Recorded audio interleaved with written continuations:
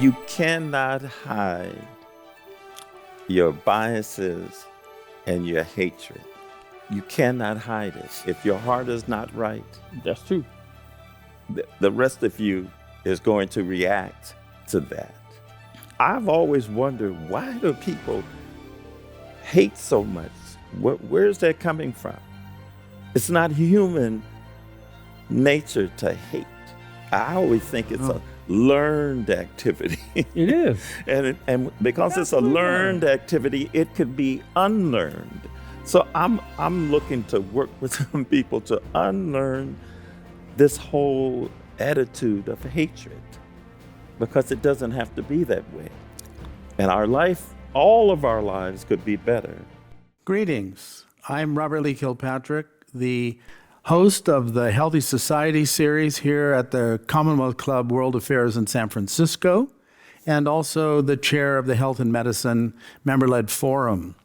You know, the Commonwealth Club was founded in 1903, and it's actually the oldest and the largest public affairs forum in the nation, a veritable who's who of thinkers and actors and doers, not only in the United States, but around the world. The Healthy Society series that this program is a part of arose from the Health and Medicine Member-Led Forum in 2020 at the beginning of COVID. And it was the first time since the Commonwealth Club was founded that we went to digital offerings. Up to that date, everything was live. So this is a hybrid program. It's a live stream and it's being filmed. The goal of the Healthy Society series from the very beginning has been to understand the health of the nation, including the democratic institutions that many of us take for granted, the health of communities, including here in San Francisco and the larger Bay Area, families, and individuals. Today's program, America at 250, poses a question. What kind of America do you want? And this is a question that the three of us would like you to think about. When the program ends and you go away, or if you watch it down the road in the video format, ask yourself this question, because you have the power to help it be the nation that you want it to become. So if you have a question and you're on the live stream, you can see on the right-hand side of your screen an opportunity to pose that question, and it will be sent to me. I'll get it here on my phone, and I'll do my very best to bring it to our speakers. Well, I'd like to introduce our speakers very quickly. On the far end is Deacon Larry Chapman, and he's the permanent deacon in the Archdiocese of San Francisco, and he has worked very closely in different ways with different groups of people in this city, and he really does understand some of the issues that perhaps you who are watching this program have experienced. To my right, at the center, is Dr. Joseph Marshall. He's the co-founder and executive director of the Stay Alive at the Alive and Free Omega Boys Club in San Francisco. And he has worked with youth for decades to help them grow, prosper, and become important contributors to the society that we live in. So we met in another club in San Francisco called The Family.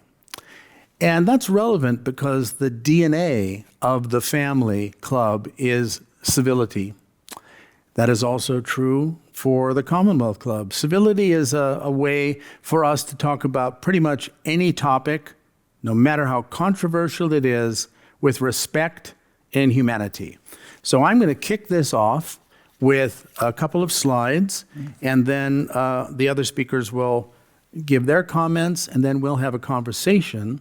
And then if we have questions from any of you on the live stream, we'll do our best to incorporate. So here we go.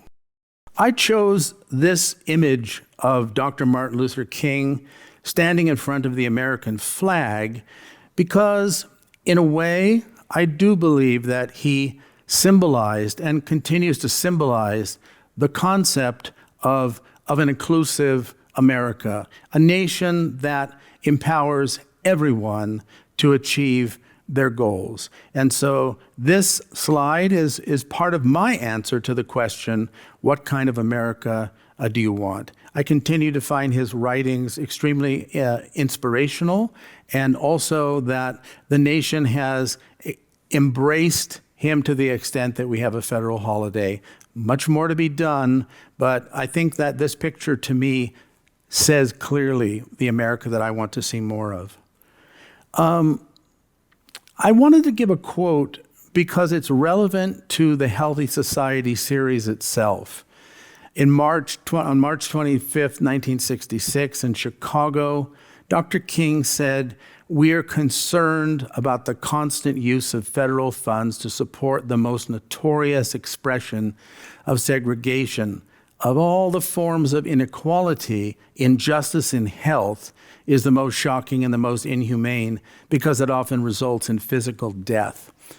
One of the things that surprises me is that although the United States spends twice the amount of money per capita on healthcare in the country as the top 20 industrial nations individually, we are actually at about number 54 in terms of health span longevity.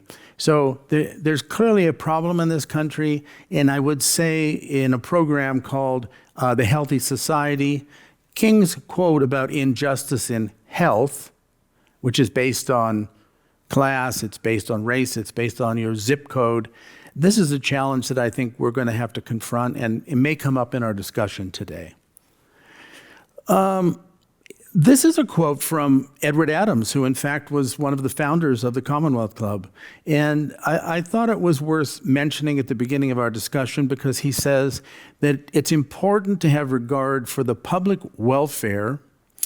And also, this was written in 1903.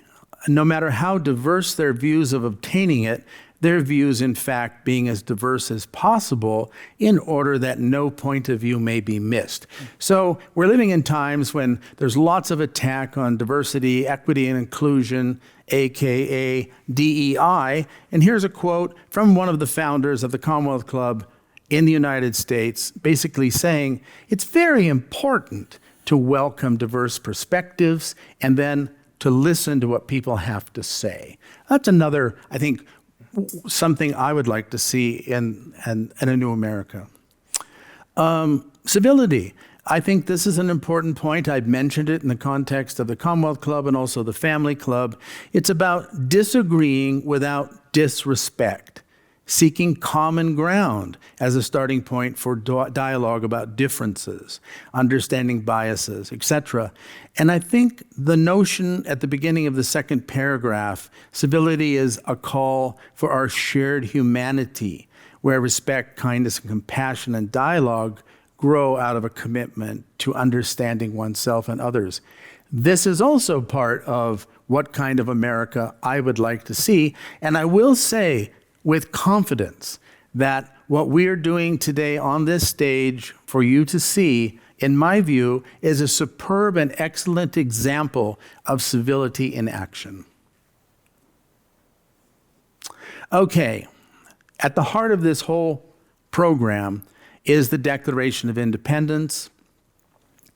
People are celebrating the birth of the United States, but in fact, it is actually the date when the Declaration of Independence against Great Britain was issued. It took 7 years before the United States was recognized as a sovereign nation at the Treaty of Paris in 1783. There was no sure clarity that this declaration would be successful. It could have failed. In 1861, the Confederate States of America issued a secession document withdrawing from the federal government, from the United States, and in 1865, they were defeated. So this could have failed. However, this is cited as one of our original documents. We hold these truths to be self-evident, that all men are created equal, that they are endowed by their Creator with certain unalienable rights, that among these are life, liberty, and the pursuit of happiness. And yet, on July 2nd of this year, just a few days ago, in a new study by Heather Sanford and Ibram X. Kendi at the Howard University Institute of Advanced Studies, they have conclusively shown that 48 of the 56 signers of the Declaration of Independence, in fact, profited from slavery. So I'm bringing this up because, as you can see from the illustration, there seems to be a fantastic disconnect between the words that were written down, the promise that was made, and the actual reality of what resulted. Of course, we don't have this type of slavery nowadays, but many people are living without support. Many people can hardly pay their rent, and we have billionaires, some of whom are in political offices. So I want to raise this in front of our speakers because I think this document is written down and it says something important. And lastly, here's the next generation. What kind of America do you want? Life, liberty, and the pursuit of happiness for whom? Okay, that's my introduction. That's quite an introduction, sir. Wonderful. Okay, That's Deacon. good. The lens by which I make my comments obviously will be as a Black American. Probably one of many who don't really celebrate the 4th of July in remembrance of a birth of a free nation because many of us never considered being free people in this country, the reality. So rather we sometimes celebrate the 4th of July as a day off from responsibilities so we can gather with our family and friends for a barbecue or a party or something like that. So therefore, celebrating 250 years does not have that same importance as it could have. But even in that, it used to be that we may have put up a token flag to be civil, but not with an understanding of pride in a country who does not fully accept us for who we are. As an example, I was just observing the day before the 4th of July in my community. There was not one single American flag flying. And I live in a neighborhood of mixed race, gender, age, and ethnicity. 40 years ago, when we first moved in there would be flags everywhere. And some of what I've seen on the media reporting is that there's a lot of American enthusiasm, but I'm thinking that enthusiasm probably was relegated to mostly affluent communities. I experienced the truth. So what I'm saying, I thought about it, said, okay, if we're going to answer the question, what kind of America do you want? I get to the point of asking the question, how can you have an American democracy that doesn't include Black Americans and some other people of color? So the answer is you can't. The second question is, where do we go from here? We're not going to leave America because we have helped build this country to be as great as it is.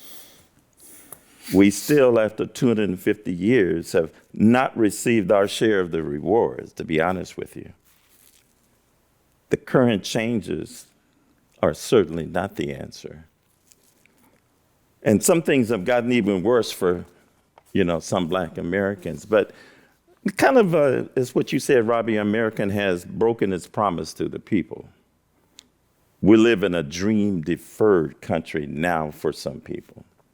So for the current America that I know to change for the betterment of all people, here are some thoughts about what I would want. First thought is, I want an America that believes in the sanctity of human life.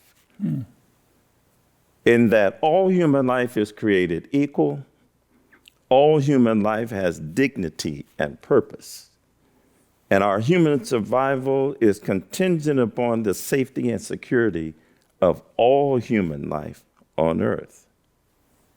And with that, we do a lot of name calling, a lot of labeling people.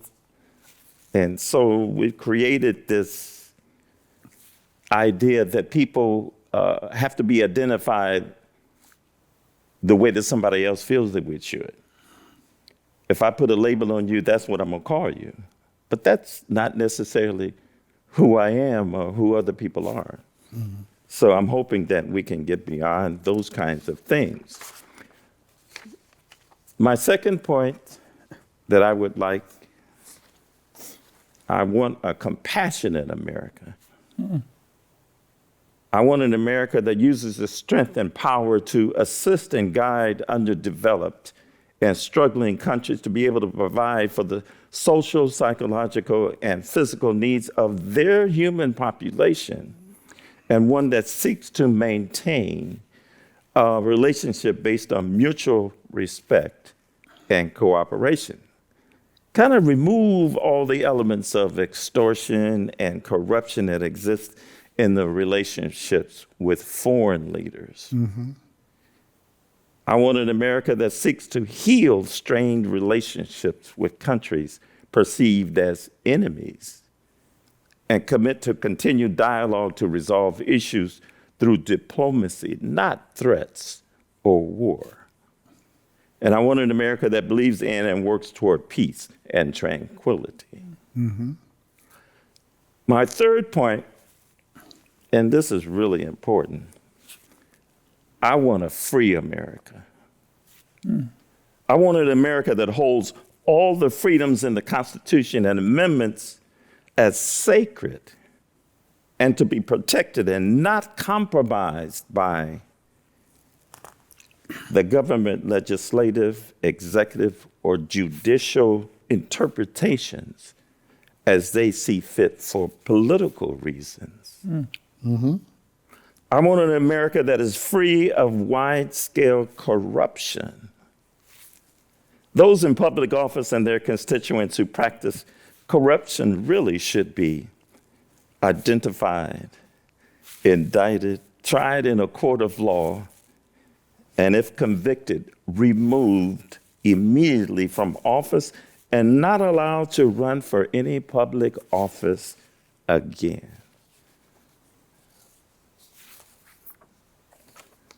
There can never be privileged protections and immunity for anyone in public office that doesn't exist for others, because those in public office serve at the pleasure of the American people in this country and to serve the needs of the people. We are really inviting corruption and abuse if we offer unbridled protection. Fourth thing that I would want is an America that believes in and promotes justice and fairness. So return strict adherence to the rule of law with severe penalties for those who break it, especially those who take an oath to uphold it. Mm-hmm. Violations by public officials should result in some kind of indictment, trial, and if convicted, again, removed from office. Mm-hmm. There should be regulations to prevent or deter corporate and government crime being reinstated, and those who have violated, again, to be charged. Rules and laws should be established or enforced to prevent anyone with a conviction of a crime against people, crimes of corruption, or crimes related to finance and taxes from qualifying for public office. There should be stricter term limits for judicial, executive, and congressional public offices to prevent long-term policies and laws from being subject to political manipulations. that undermine natural societal justice and corrections. Fifth, I want an America that seeks to embrace the concept of universal citizenship for all people currently residing in America, or even those who are seeking asylum here. That means we need to develop a citizenship plan which addresses all issues confronting those who have been granted citizenship status who are currently living here, those who have not been granted citizenship status who are living here without prejudice, using a fair, timely, compassionate, and permanent process. We must give dignity to those wishing to become a part of this great nation and not treat them as criminals or assume that they are. For those seeking to enter this country legally, develop a process and commit resources to shorten the time it takes to make a decision, while humanely treating those in the process, and not to discriminate or hold hostages based on country of origin or false accusations of intent. And develop relationships with countries of immigrant origin to exchange information and work collaboratively on issues surrounding mass migration and circumstances causing the migration that may be jointly solved. And finally, my sixth point, I want an America with a leader that represents all the people and seeks to bring all people together. A leader who has vision of change to make us a better nation, not at the expense of civility, compassion, justice, cooperation, and trust, but with the greater good of everyone in America first, then the rest of the world. Never trust anyone who seeks to divide us, promote fear and mistrust. Over 1 million Americans hit the streets in this nation recently to send this message. I have one more thing as I end this.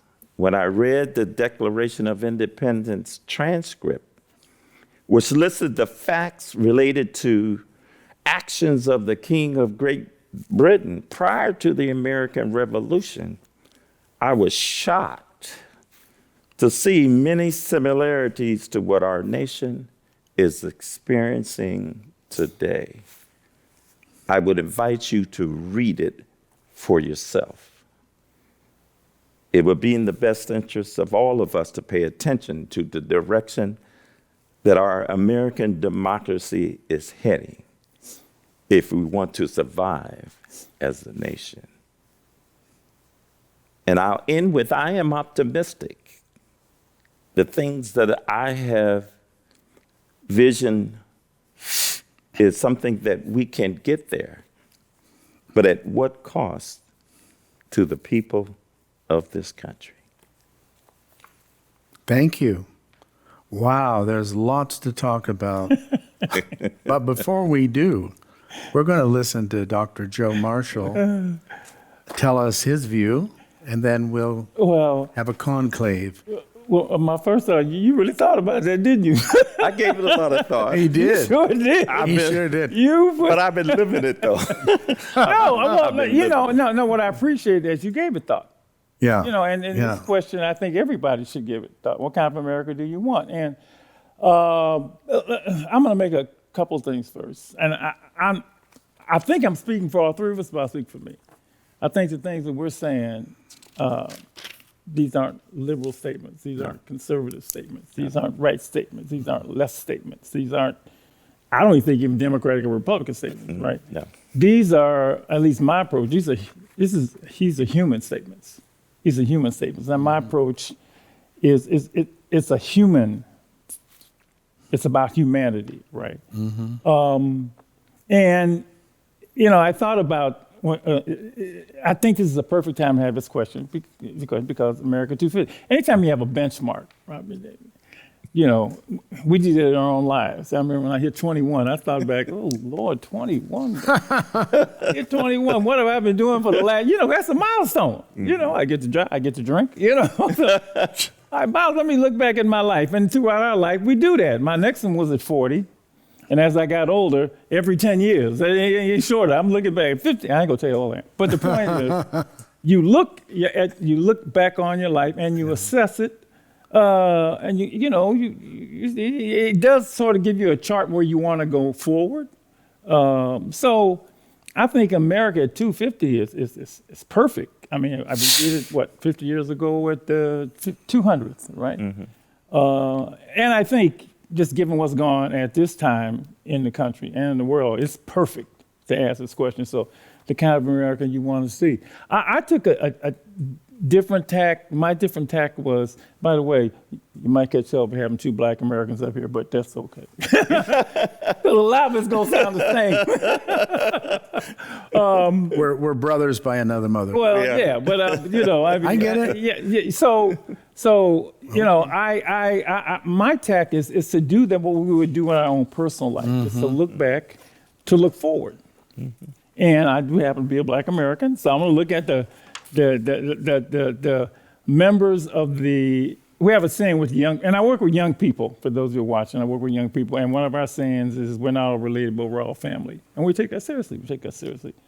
So I'm looking at this as the American family.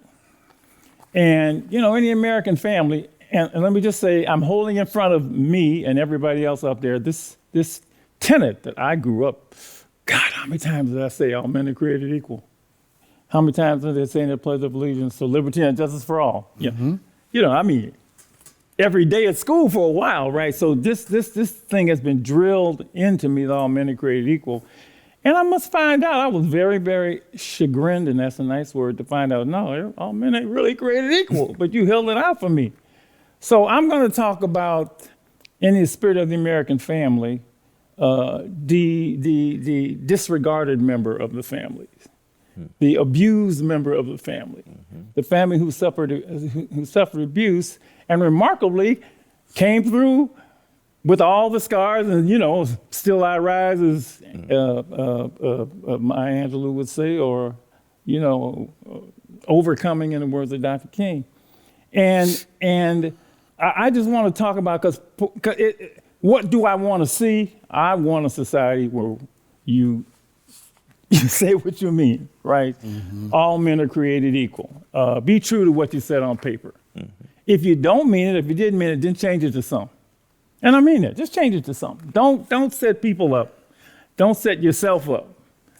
Because clearly, when you started this thing, you didn't mean that all men were created equal. You didn't. You meant that some of us are created equal. And I sort of want to talk about, and I'm going to frame this in the way I deal with young people. When I get to young people, I need to find out what they've been through so that I can help them. I do. You know, what's happened in your past life, what you've been through. I'm always surprised at some of these kids. God, you've just really come through a lot, and you're standing tall. And I found out that part of that is there's something in them that will not be, what's the word? There's that can't be shut down, that can't be stopped, you know, that can't be destroyed, all right? And part of it's them, and part of it's the help they get along the way, you know? And I think in the spirit of this abused child in the family, and I'm talking about Black Americans, I just want to talk a little bit about what I don't want to see. I already know what I want to see. But I'm going to use, and I got this young person in front of me, and I said, Gord, look, man, you had a chance to go back and start over again. Would you want to go through all that? No, I'm lucky I made it out. No, I don't want to go through all that, Dr. Marshall. Oh, please, would you do that to your kids? Oh, hell no, I wouldn't do that to my kids. Okay, please, that's going to make me a better parent by looking at what I've been through, because I don't want to, what do they call it? They call it generational trauma. I don't want that to happen to anybody. So I want to just take this. Maybe I started with abused member of the family, but I'll go to, excluded member of the family. Deacon, there are people, kids that, my parents didn't even want me. They denied me. They denied me. I wanted to be in the family. This man claimed I wasn't his child. He wouldn't let me in the family. Well, at the beginning of this, and this is just one of the members. I could pick women, I could pick Native Americans, right? But black people weren't part of the family. We weren't part of the family right from the beginning. When they said, "Oh, well, we didn't mean you," and of course, it was immortalized. I want to see. Immortalized is not a good word. Three-fifths of the person in 1789 in the Constitution. But when they had a chance to do this, instead of saying, "Okay, all men are created equal," well, we got these black folks to slavery. Right, slavery. So right then and there, okay, we got a problem. And it's funny, a lot of times when these conversations come up, I hear about slavery, and they'll say, "Okay, we acknowledge that. We acknowledge that, and it's we dealt with that with the 13th and 14th Amendments in the Civil War, but you didn't really, and that's as far as they get." So I just want to point out the rest of the abuse. And there was a time when the abuse could have really stopped. And they did that during Reconstruction. They put Reconstruction together. They had a great plan. The federal government got involved and said, "Look, we're going to do this." And the former slaves thrived. But, well, we didn't expect all of that. You're doing too good, right? And in order to, it's funny because slavery, to preserve the Union, slavery ended, although Lincoln had thoughts about that. He said, if I didn't have to end slavery to do it, I would do it. But then, to make the Union whole again, 1876, the Hayes-Tilden Compromise, the troops were pulled out of the South, and all those gains were wiped out. So I want people to understand the abuse continued in a different form. And then it went to sharecropping, right? And then it went to separate but equal, Plessy versus Ferguson, 1896. And then it created the Black Codes. Now, when I talk to people, they don't know all the rest. They don't know all the rest of the abuse that was going on, right? Jim Crow and racial segregation. Vagrancy laws and convict leasing. Do you know what convict leasing is? A lot of people know what convict leasing is. Still going on. Yeah, but vagrancy law, black man saying he can't get a job because you won't hire him, you vagrancy. So they put him in jail and then they lease him for the rest of his life to some businesses north. People really don't know what convict is. Lynching. Oh my God. Lynching. And I'm looking at this kid in front of me. This kid, you've been abused like that. And like, oh man, it's amazing. It's amazing you're still here. Racial covenants, redlining. A lot of people on that block busting, and if you don't, denial of voting rights. My parents fought in the World War II. My mother was a member of 6 AAA, the war-winning unit in World War II. And they come home and there's a denial of GI benefits to black soldiers returning home after the war. Terror and intimidation. There's, the destruction of prospering black towns and businesses, Tulsa, Oklahoma, Rosewood. So when you talk about slavery, the abuse continued, right? Race riots. To this day, people don't know what COINTELPRO is. What's COINTELPRO? Well, J. Edgar Hoover, look at him, go back and look at COINTELPRO, all right? Police brutality, stop and frisk, racial profiling, the war on drugs, disparate sentencing, mass incarceration. Well, Dr. Marshall, that stuff is over. No. Read Michelle Alexander's book, The New Jim Crow. That's 20 years ago or less, right? And then when we have a chance to put some, clamps on things so it won't go back, then we get to, and I'm a civil rights guy. The whole civil rights thing was about, let's get this right finally. By the way, nobody ever gave us anything. We had to fight and die and bleed for all of this. But hell, now we got to roll back.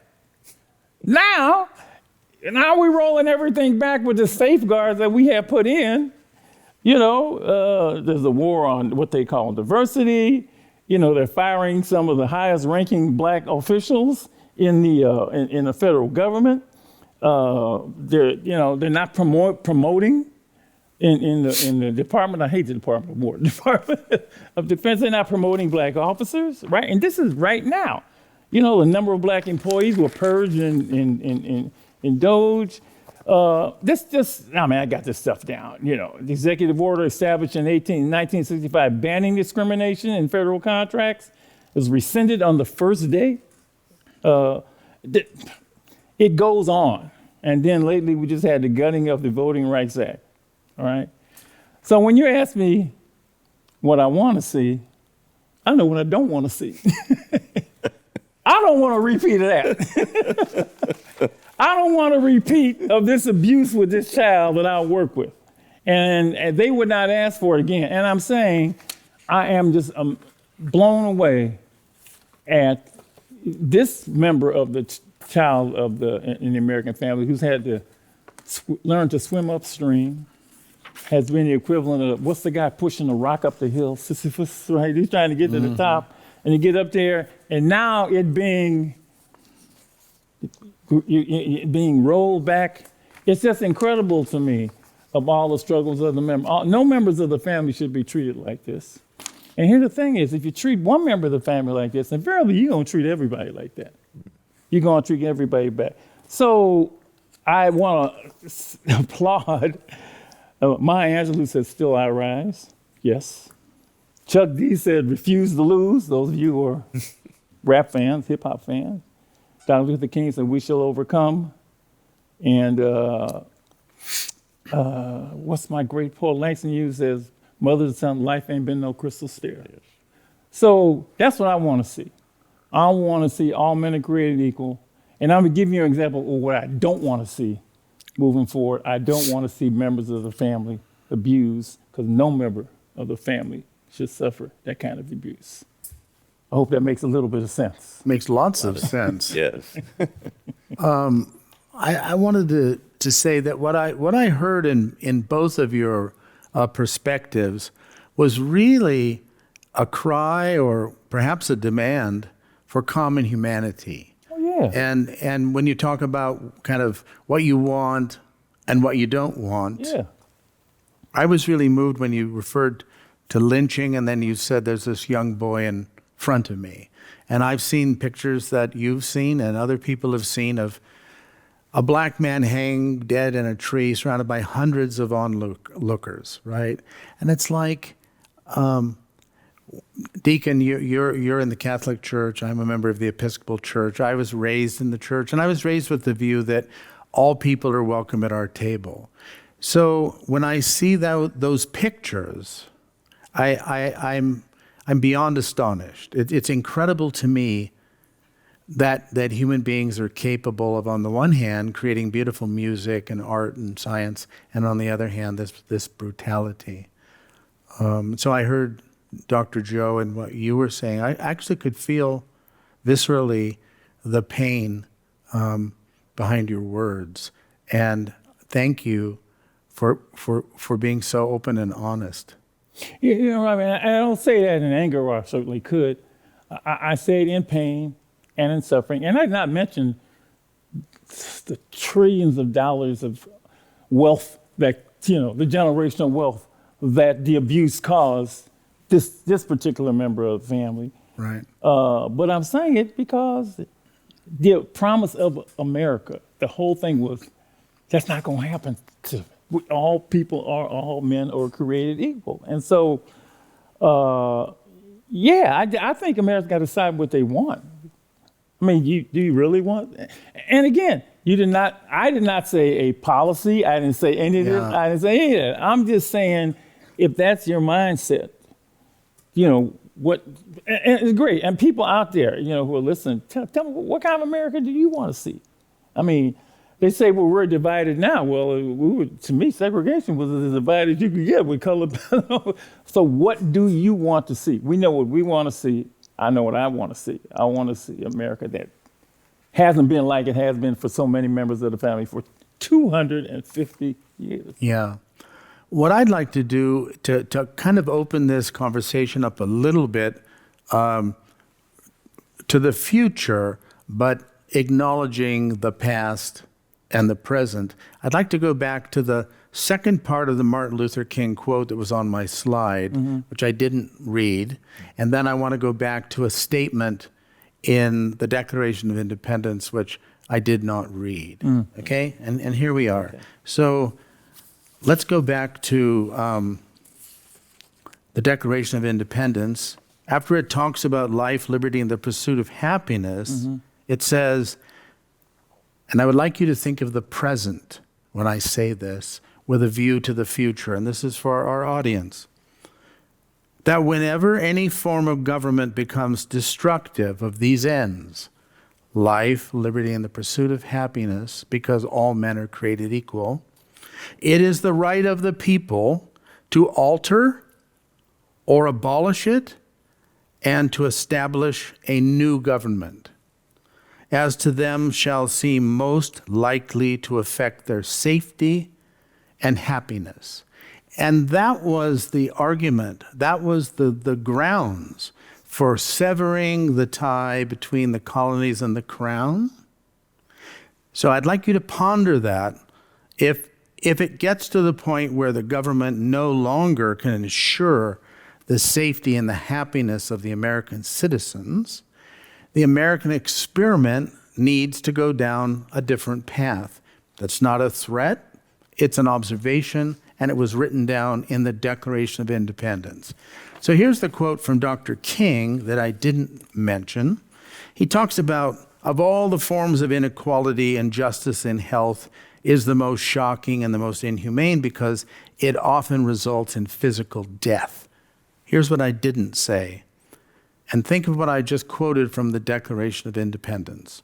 I see no alternative to direct action and creative nonviolence to raise the conscience of the nation. So in my mind and in my heart, I am here on this stage with you for that reason, which is that I do believe that the three of us are showing leadership in the face of national trauma that many people are experiencing. Many people I know at different social levels. I have lots of conversations with people. And I would say I agree with both of you in the sense that at the heart of this entire equation is the absence of common humanity. Yeah. Yes. That's not a party political.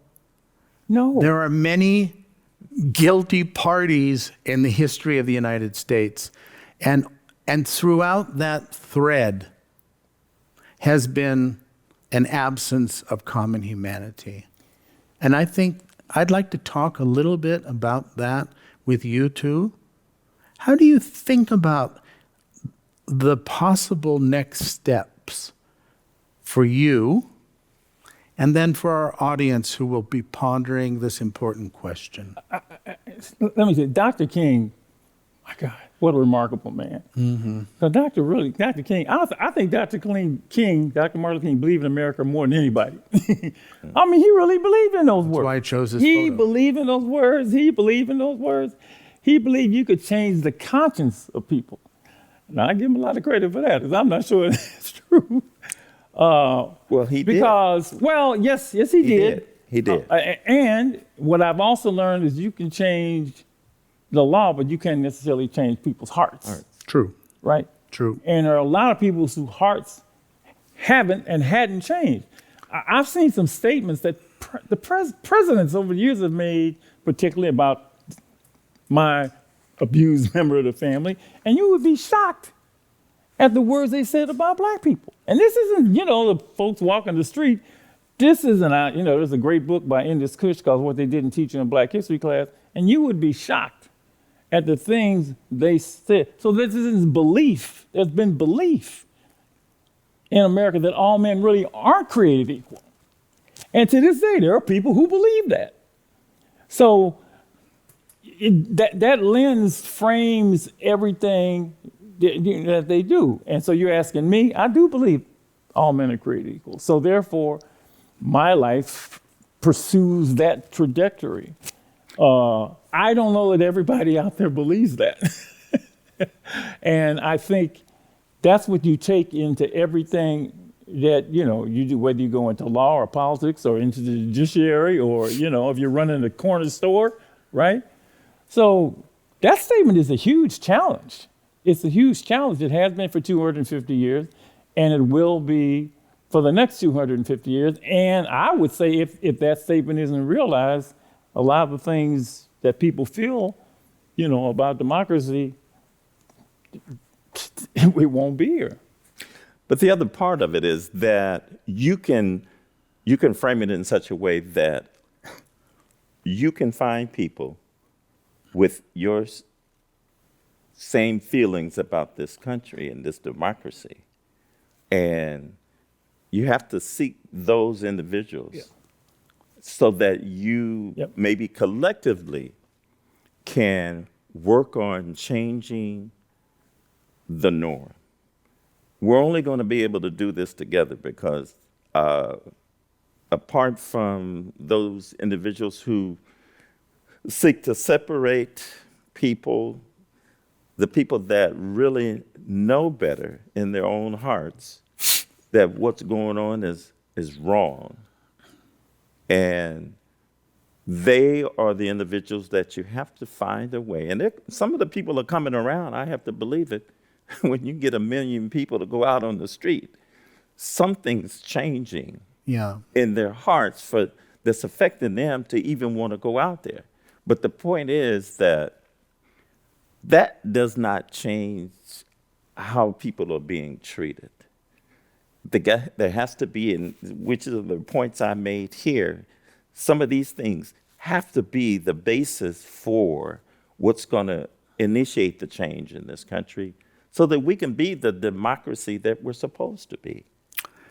Well, the other day I had a conversation with somebody who was born and raised in Europe. And she said she knew that I was doing this program with you, and she read the blurb, and she said, well, the problem with you Americans is that you were sold, a completely false idea from the very beginning. And she said, the truth is that the United States from its very beginning was an incredibly unequal country.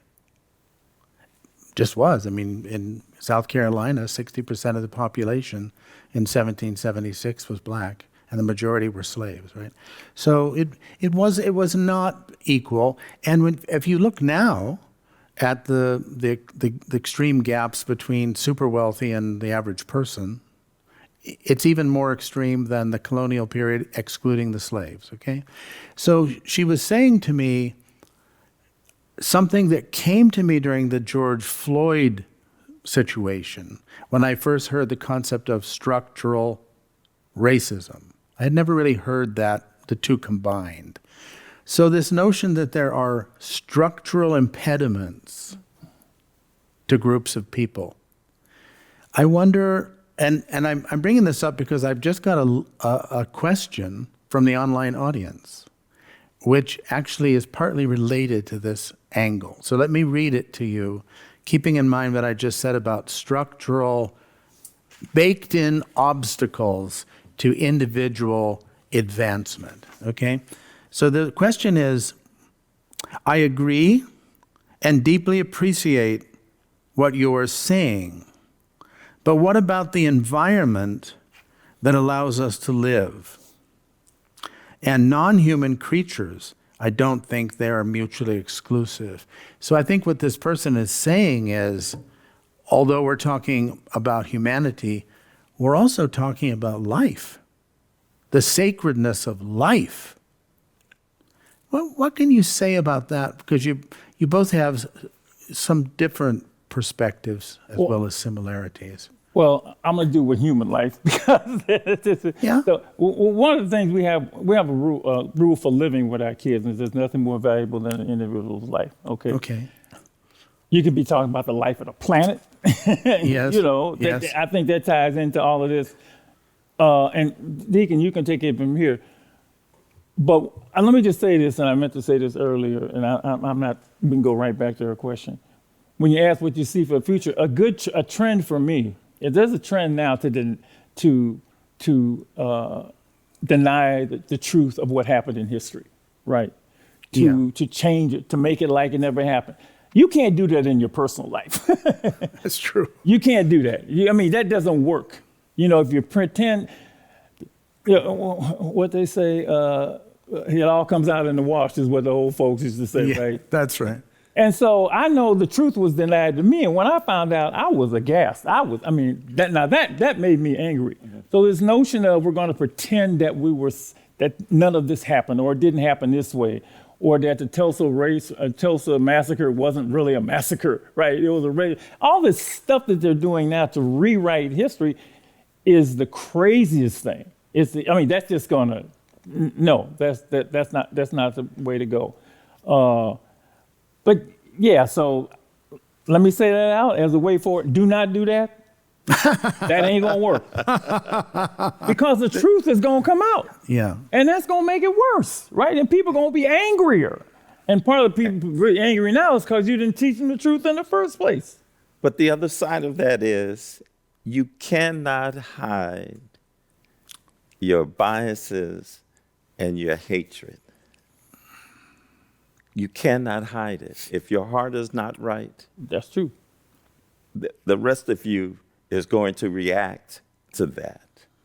And it's been my experience, only because I kind of grew up in a very charged environment.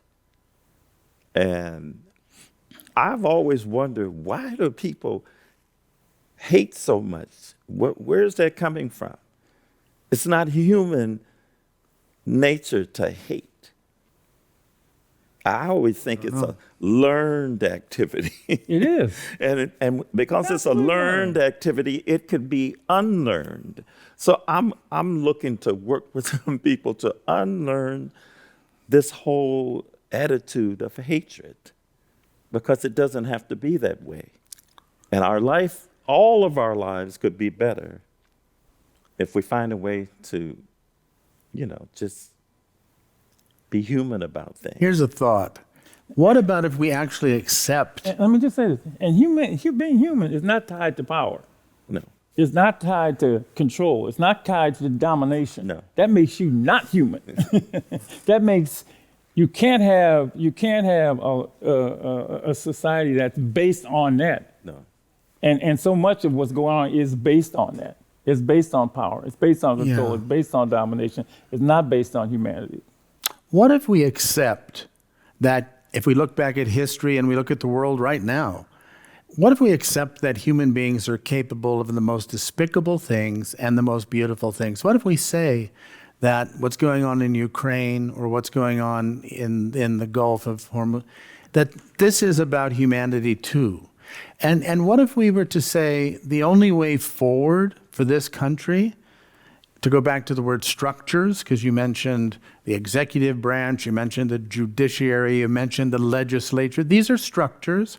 They are organizational structures. They have physical buildings that are structures that house it. We have laws. What if we said we are going to move the United States into a new direction now to do what the framers of the Declaration of Independence urged us to do, which is to change the equation? What if we said we're going to build new structures that acknowledge the reality that there are human beings that are destructive? That, in fact, the Dalai Lama often says, in each of us, there's the devil and the angel, right? And what if we were to say, we're going to play to the better nature of humanity, but we're going to be aware of the negative and the fearful and the evil, and we're simply not going to feed that anymore? What about if we literally made, as you said, Deacon Larry, we made our elected officials accountable to the laws of the nation for the benefit of all? That would be a big step, wouldn't it? It would. We simply don't tolerate lack of civility in our elected officials who call people names, who make fun of their weight, who criticize other countries and call them names. I was raised in an environment of relative civility, so I wasn't around people that talked like this. But when I see it now, I think it's not healthy. I don't think it's evidence of a healthy society. And I'd love to know what you guys think about as we now, with about 12 minutes to go, as we maybe reorient much more to the little bit to the future, and if we can be as practical as possible for our audience, so that when they try and answer the question for themselves, what kind of America do I want? Maybe we help seed that question with some examples that we would like to see happen. So I've just suggested that public officials are held accountable to the law, as you pointed out in your introductory remarks. And then, Dr. Joe, you talked more about what people have been capable of doing, what they have done of a more negative nature. I think that I would respond to you by saying we must not forget the past. We mustn't be stuck in it, and you're not, I'm not, but we have to be aware of everything that ever happened. Well, let me just say, I don't think anybody's stuck in the past. Sometimes I hear people say that. No, I don't like the word. Don't you hear that, though? No. What the past shows you, if you've seen it before, you can see it coming again.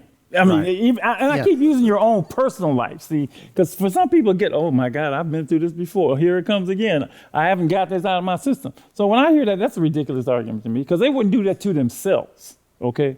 Let me just think about this about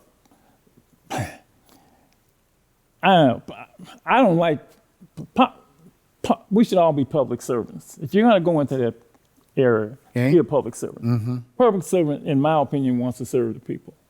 Politician wants to stay in office.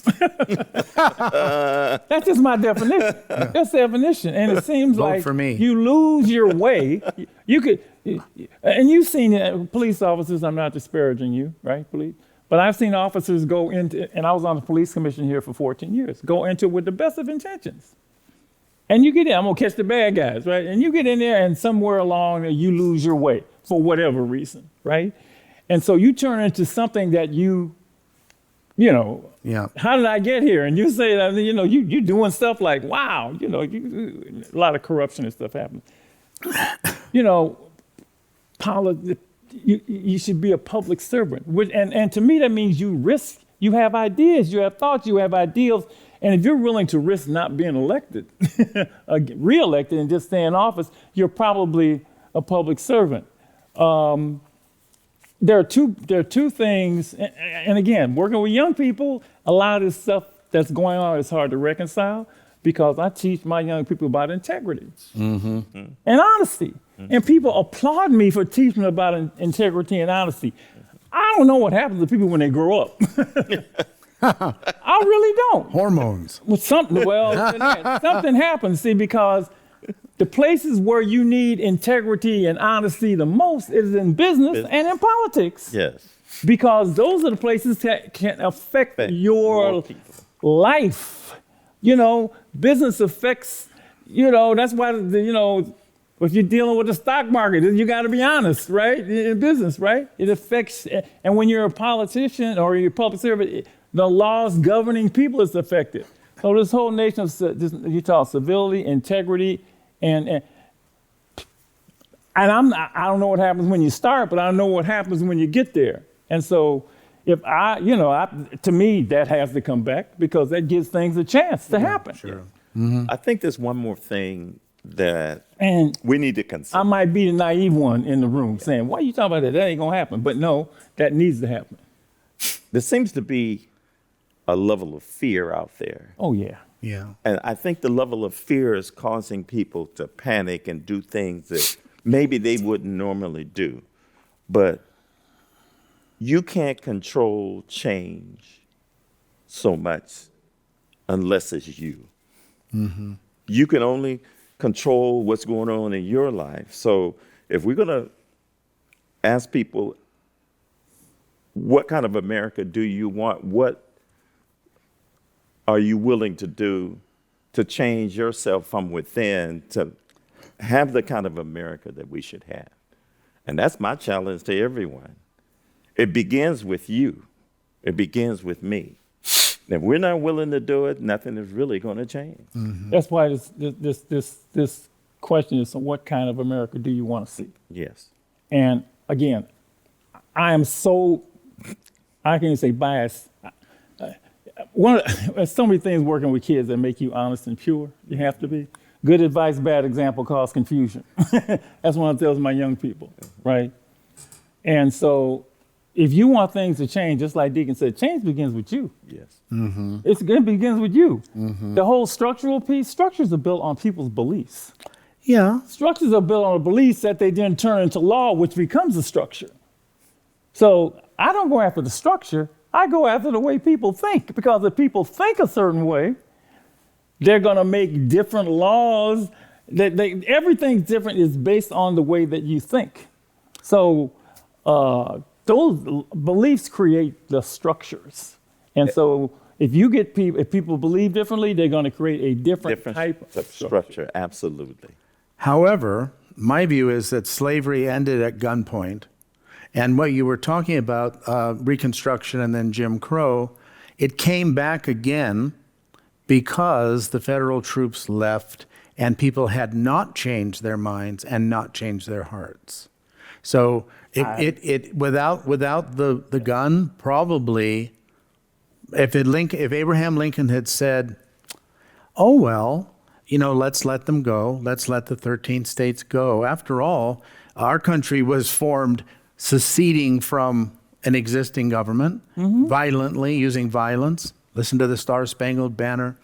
So the Confederacy adopted exactly the same tactics, and suddenly it's morally impossible. I think it ended because of at gunpoint. And I'm not advocating that, but what I am saying is that I think you're right. It's a combination of inner change, it's personal responsibility, but I also think that all Americans should hold their government representatives seriously responsible for their behavior. And I do think we have laws in place. We have a constitution. We have laws related to immigration, but they're not being enforced. There's no proper system to apply. So of course people are swimming across rivers and things like that. So I think if we basically just went back to the tools that we have in our toolkit, that would help us. I mean, that's one thing I took away from this conversation. We don't have to throw everything away. So we take greater responsibility. We're here on this stage because the three of us are taking responsibility for our beliefs. We're being filmed, right? We're out in the open. As the Quakers would say, we're living in the light of the truth. We're talking about deep issues.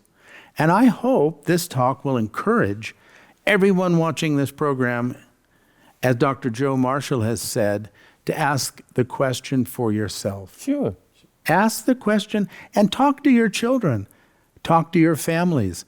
Talk to your friends. I'll give you a shock. I talked to someone this morning and I said, well, we're going to do a program about life, liberty, and the pursuit of happiness for every American. And she said, are you a communist? I said, I'm sorry, what did you, what?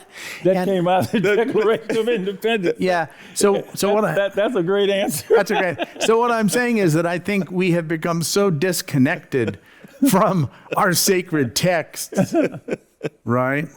So look, we have a couple of moments, and although... Let me tell you something, I would admire somebody more who says, when you say all men are created equal, well, now, we ain't really created equal. Okay, fine. Yeah, or some men are created equal. Yeah. Just don't offer that as a tenet of America and then not act on it and not go through with it completely. Yeah, of course it's challenging, but you have to believe that. And if you don't believe that in your soul, then you don't have a chance. And the examples I gave was that people really didn't believe that. Yeah. So the challenge is now, do you really believe? And just say what you believe. We're finding right now what a lot of people believe. Yes. We are. Yeah. We are. That's why this is a great question to ask as this is happening. And some people feel that democracy is under threat, or this document that you wrote, which as noble a document as ever written, is like, it may not be. So we're down to the end, and what I'd like to do is invite each of you to make a very, very short 1 or 2 sentence statement. What is the most important point that you'd like our lovely audience to go away with? Well, I'll start. Okay. If not democracy, then what? Understand what democracy means. And if we're not going to have a democracy, what are we going to have? Because the choice is before us right now. And we got to decide whether we want this or we don't want it. But what's the alternative? Dr. Joe? I just say be true to what you said on paper. Don't give lip service to it. If this is the foundation, okay, be true to it. If not, then get rid of it. So my final word is seeing the blue background makes me think of the planet Earth, the blue planet floating in space. And of course, we live on this planet with over 8 billion other people. And although we love the United States and Americans love their country, we're a small percentage of the global population, I think 7%. So I would say my final word is that the only way I believe we're going to save this country and save the world is if we can translate our sense of common humanity into reality.